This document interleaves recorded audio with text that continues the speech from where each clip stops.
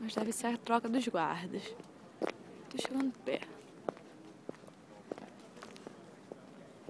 Tá longe.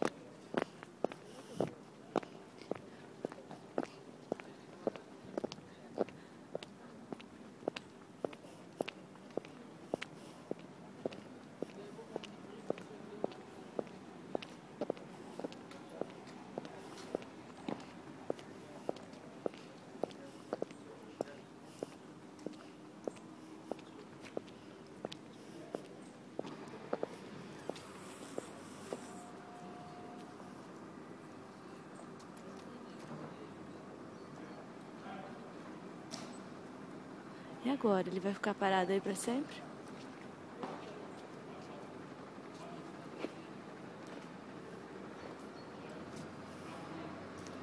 Bonitinho.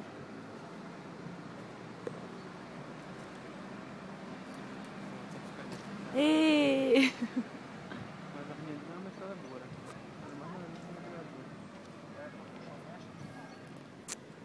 Será que eles querem parar de igual 2 de pau quanto tempo? Não sei, algumas horas eu acho.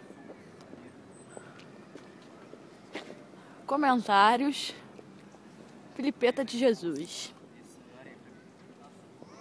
Olha pra cá, Filipeta de Pergunta pra Jesus. ele. Ô você da meia branca. Ih, voltou mais gente. Melhor não. Quero amigos.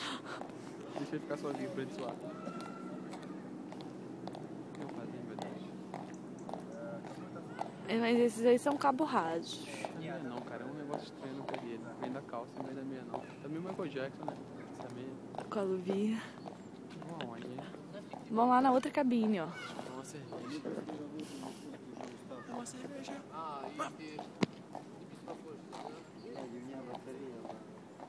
Por que só um bateu o continente, Filipeta? Porque aquele que tá conduzindo a tropa.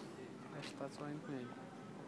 Pensei que os outros eram O indisciplinados. cara tá lá e conduz a tropa. Entendi. Vamos perguntar pra ele quanto tempo vai ficar ali parado em um 2 de pau. Será que se eu der tchau, ele dá tchau? Dá um tiro com essa arma dele. Mais uma onda dele. Chega.